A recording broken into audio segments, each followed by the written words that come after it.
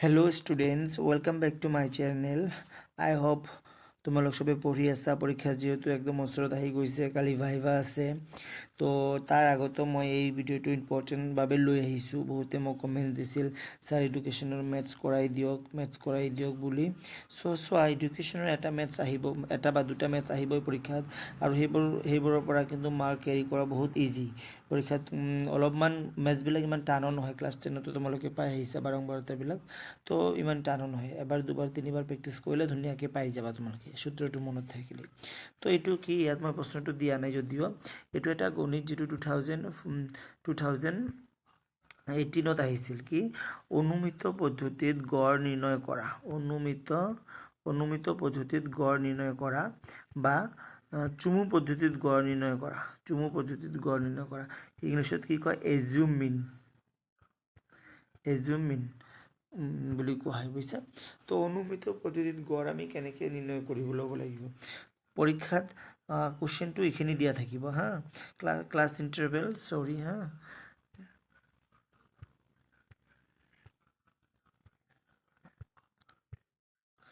এই C I আৰু এই এফ এইখিনি দিয়া থাকিব পৰীক্ষাত আমি এক্সটো ওলাব লাগিব এফ এক্সটো আমি ওলাব লাগিব এইটো ওলাব লাগিব চি এফটো নালাগে অনুমিত গড় পদ্ধতিত এইখিনি মানে বেলেগ গণিতৰ কাৰণে ওলোৱা হৈছে এইখিনি তোমালোকে বাদ দিবা আমি এক্স আৰু এফ এক্সটো ওলাই ল'ব লাগিব কিন্তু আগত প্ৰথমে চোৱা যে অনুমিত পদ্ধতিত গড় ওলোৱাৰ সূত্ৰটো কি কিবা এটা গণিত কৰিব লাগিলে আমি প্ৰথমে সূত্ৰটো জানিব লাগিব তো অনুমিত পদ্ধতিত গড় ওলোৱাৰ সূত্ৰটো হৈছে এইটো am plus sigma fx by n into I এইটো তোমালোকে ধুনীয়াকৈ লিখি মুখস্থ কৰি ল'বা বা জানি ল'বা তোমালোকে কি আছে m is equal to am plus sigma fx by n into I হা এনেকৈ তোমালোকে লিখি ল'বা ইয়াত ধুনীয়াকৈ লিখি দিয়া আছে তো এতিয়া কি ওলাব লাগিব এই সূত্ৰটো গম পালে আমি গম পাওঁ যে আমি কি কি বস্তু ওলাব লাগিব প্ৰথমতেতো আমি ওলাব লাগিব am তাৰপিছত চিগমা এফ এক্স এন আই তাৰপিছত এইকেইটা ডাইৰেকশ্যন মতে কৰিলেই আমাৰ এনচাৰটো ওলাই যাব বুজিছা তুমি এতিয়া চাওঁ কেনেকৈ ওলাব লাগিব অনুমিত গড় পদ্ধতি মানে এটা গড় অনুমান কৰি লোৱা হয় এজিউম মানে ইংলিছত অনুমান কৰা বুলি কোৱা হয় ধাৰণা কৰা বুলি কোৱা হয় এইকাৰণে অনুমিত গড় পদ্ধতি বুলি কোৱা হৈছে গণিতটোত চোৱা এতিয়া কেনেকৈ আমি কৰিম হা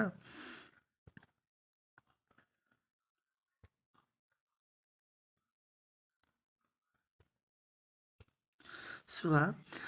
এফটো আমাৰ দিয়াই আছে চি আই মানে হৈছে ক্লাছ ইণ্টাৰভেল মানে এই 4 আৰু 40ৰ মাজত কিমান দূৰত্ব আছে এইটো ক্লাছ ইণ্টাৰভেল বুলি কোৱা হয় বা কিমান দূৰে আছে 40 আৰু 44 35 39 এনেকৈ কিমান দূৰত আছে তুমি তলৰ পৰা চোৱা 0ৰ পৰা 4 তাৰপিছত 5ৰ পৰা 9 14ৰ পৰা 10ৰ পৰা 14 তো এইবিলাক তুমি যদি চোৱা 5 দূৰে আছে 0ৰ পৰা 4 মানে 5 5ৰ পৰা 9 মানে 5 তো আমাৰ ক্লাছ ইণ্টাৰভেলটো কিমান হ'ব চি আই যিটো ক্লাছ ইণ্টাৰভেল আমাৰ কিমান হ'ব 5 হ'ব হৈ গ'ল তাৰপিছত চোৱা আমি এটা গড় অনুমান কৰি ল'ব লাগিব আমি কেনেকৈ অনুমান কৰিম তুমি যদি চোৱা ইয়াত কয়টা লাইন আছে সেইটো চালে আমি গম পাম ইয়াত কয়টা লাইন আছে 1 2 3 4 5 6 7 8 9টা মানে 9টা ইয়াত আছে চি আইটো আমাৰ কেইটা লাইন আছে 9টা লাইন আছে তো 9ৰ মাজত কেনেকা 9ৰ মাজত যিটো সেই লাইনৰ আমি কি কৰিম সেই লাইনটোক আমি মাৰ্ক কৰি ল'ম তো এই চোৱা 20 আৰু 25 এইটো হৈছে মাজৰ লাইন আছে হা এইটো হৈছে মাজৰ লাইন আছে তো এইটো আমি মাৰ্ক কৰি ল'ম মানে আমাৰ গড়টো ইয়াত ওলাব মাজৰ লাইনটো মাজৰ লাইনটো তোমালোকে ডিচাইড কৰি ল'বা তাৰ পৰাই আমি গড়টোক অনুমান কৰি ল'ম বা মানে ধৰি ল'ম আমি তো 20 আৰু 25 ইয়াৰ মাজত কিমান থাকিব 20 আৰু 25ৰ মাজত কিমান থাকিব 22 থাকিব তো এই 22টো আমাৰ কি হ'ব am এজিউম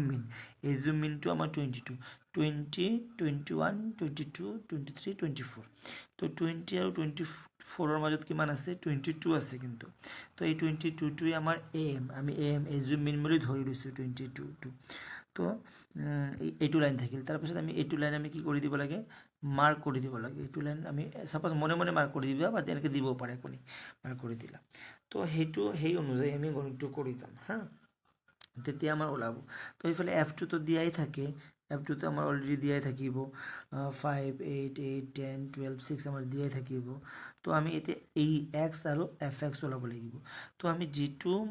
যিটো ঘৰত কি পাম যিটো ঘৰক আমি এজুম কৰি ল'ম গড় আছে বুলি am যৰ পৰা ওলাম তাৰ ঠিক পিছৰ লাইনটোৰ এক্সৰ লাইনটোত ইয়াত 0 দি দিবা হৈ গ'ল তাৰ সেম ইয়াতো 0 দি দিবা হৈ গ'ল 0 তাৰপিছত এতিয়া চোৱা আমি ওলাই যাম কেনেকৈ ওলাম এতিয়া কথা হৈছে x2 আমি কেনেকৈ ওলাম সেইটো আমি জানিব লাগিল না x2 আমি কেনেকৈ ওলাম এতিয়া আমি সেইটো চাম যে x2 আমি কেনেকৈ ওলালো x2 আমি কেনেকৈ ওলালো চোৱা কি আছে যেতিয়াই তুমি ইয়াত 0 দি দিবা যেতিয়া আমি ইয়াত 0 দি দিম ওপৰবিলাক সব প্লাস 1 2 দি যাম 1 2 3 4 এনেকৈ দি গৈছোঁ যিমানলৈকে আছে দি যাম এইবিলাক প্লাস থাকিব তলৰবিলাক আমি তেনেকৈ দি আহিম কিন্তু মাইনাস দিম -1 -2 -3 -4 এনেকৈ আমি দি গ'লোঁ শেষ হৈ গ'ল এতিয়া আমাৰ এইবিলাক কি ওলাল এইবিলাক আমাৰ x ওলাই গ'ল এতিয়া আমি ওলাব লাগিল এতিয়া আমি ওলাব লাগে fx মানে কি fx মানে এই f2 আৰু x2 ইনটু না fx মানে ইনটু তো এইবিলাক আমি এতিয়া পূৰণ কৰি যাম তেতিয়া আমাৰ ওলাই যাব চোৱা 5 4 গুণ কিমান 5 4 গুণ 20 ওলাল 8 3 গুণ কিমান 8 3 গুণ আমাৰ 24 ওলাই গ'ল 8 2 গুণ কিমান 16 ওলাই গ'ল 10 ইনটু 1 মানে কি 10 10 1 গুণ 10 তাৰপিছত কি 12 ইনটু 0 0 লগত যিমান পূৰণ কৰিলেও কি হ'ব 0 হ'ব ইয়াত 0 দি দিলোঁ 6 ইনটু 1 কিমান 6 কিন্তু এবাৰ মাইনাস আছে কাৰণে মাইনাস দি যাম আমি বুজিছা 5 ইনটু 2 মানে কি 10 মাইনাস আছে মাইনাস দিছোঁ 3 ইনটু 3 মানে কি 9 মাইনাস আছে মাইনাস দিছোঁ 3 ইনটু 4 কিমান আছে মাইনাস আছে কাৰণে মাইনাস দিছোঁ তো 12 হৈ গ'ল তো এনেকৈ আমাৰ fx ওলাই গ'ল তো আমি কি ওলালো আমি ওলালো CI ক্লাছ ইণ্টাৰভেল দিয়া আছিল আমাৰ FO দিয়া আছিল আমি x ওলালো আৰু আমি কি ওলালো fx ওলালো তো এতিয়া আমাৰ কথা হ'ব যে কি সিগমা আমি আমাৰ গণিতটোত কি লাগে am আমি কিমান পাইছোঁ 22 c আমাৰ কিমান CI কিমান ক্লাছ ইণ্টাৰভেল আমি কিমান পাইছোঁ ক্লাছ ইণ্টাৰভেল 5 আমি ওলাইছোঁ তো এতিয়া আমাক কি লাগে সিগমা fx ৰ ভ্যালুটো আমাক লাগিছিল না সিগমা fx তো এই যে আমি কৰিলোঁ ইয়াৰ পৰা আমি সিগমা fx এই যে আমি এইখিনি কৰিলোঁ fx ৰ যে ভ্যালু ওলালোঁ ইয়াৰ পৰা আমি কি ওলাম সিগমা fx ওলাম এতিয়া সিগমা fx কেনেকৈ ওলাম এই যে 0 ৰ ওপৰৰ প্লাস কেইটা আছে এই কেইটা আমি প্লাস কৰি দিম এই ভ্যালু কেইটা 20 24 16 10 এই কেইটা প্লাস কৰিলে আমাৰ কিমান ওলাই 70 ওলাল হা তাৰপিছত চোৱা আকৌ মাইনাস কেইটা আছে যে এই মাইনাস কেইটা আমি প্লাস কৰি দিম 6 10 9 12 প্লাস কৰিলে আমাৰ কিমান হ'ব 37 হ'ব যেহেতু এইকেইটা মাইনাস আছিল এইকেইটা মাইনাস আৰু যেহেতু এইকেইটা প্লাস আছিল এইটো প্লাস তো এই 70 ৰ পৰা 37 মাইনাস কৰিম আমি 70 ৰ পৰা 37 মাইনাস কৰিলে যেটো ওলাব হেতুই আমাৰ কি হ'ব সিগমা fx ৰ ভ্যালু ওলাব বুঝছা এতিয়া যদি আমি কৰোঁ 70 ৰ পৰা 37 মাইনাস এটা কিমান হ'লে আমি চাই লওঁ ৰবা এতিয়া চোৱা আমি যদি 70 ৰ পৰা 37 মাইনাস কৰোঁ 70 ৰ পৰা যদি আমি 37 মাইনাস কৰোঁ তেতিয়া আমি পাম 33 তো এই যে সিগমা fx ৰ ভ্যালু কিমান হ'ল 33 তো আমাৰ গণিতত কি লাগিছিল যে am লাগিছিল am আমি পালো 22 ci লাগিছিল ci আমি জানো ক্লাছ ইন্টাৰভেল 5 সিগমা fx আমি ওলালো সিগমা fx কিমান হ'ল 33 আমাৰ n কি এই যে বাৰংবাৰতা f ৰ সব কেইটা যোগ কৰিলে যিমান হয় এইটো n তো সব কেইটা যোগ কৰি আমি কিমান পাইছো 60 পাইছো এই 62 হৈছে আমাৰ n তো আমি সব পাই গলো আমি n ৰ ভ্যালু পালো 60 মনত ৰাখা am আমি 22 ধৰি লৈছো এই লাইনৰ মাজৰ বিলাকৰ যেটো হ'ব তাৰ মাজৰটোক আমি ধৰিম am টো এটো ধৰি ল'ব লাগে এটো তুমি ডিসাইড কৰিব লাগিব কয়টা লাইন আছে তাৰ মাজৰটো ধৰিবা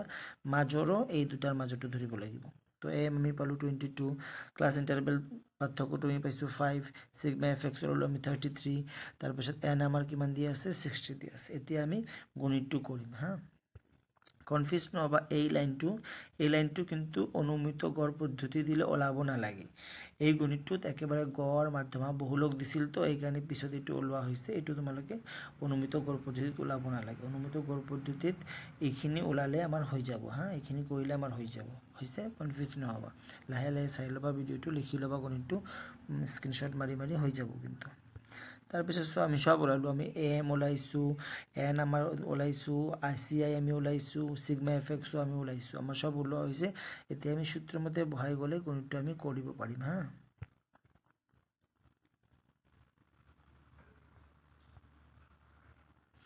চোৱা এতিয়া ইয়াতে আছে, চোৱা আমি জানো যে এম মানে গড়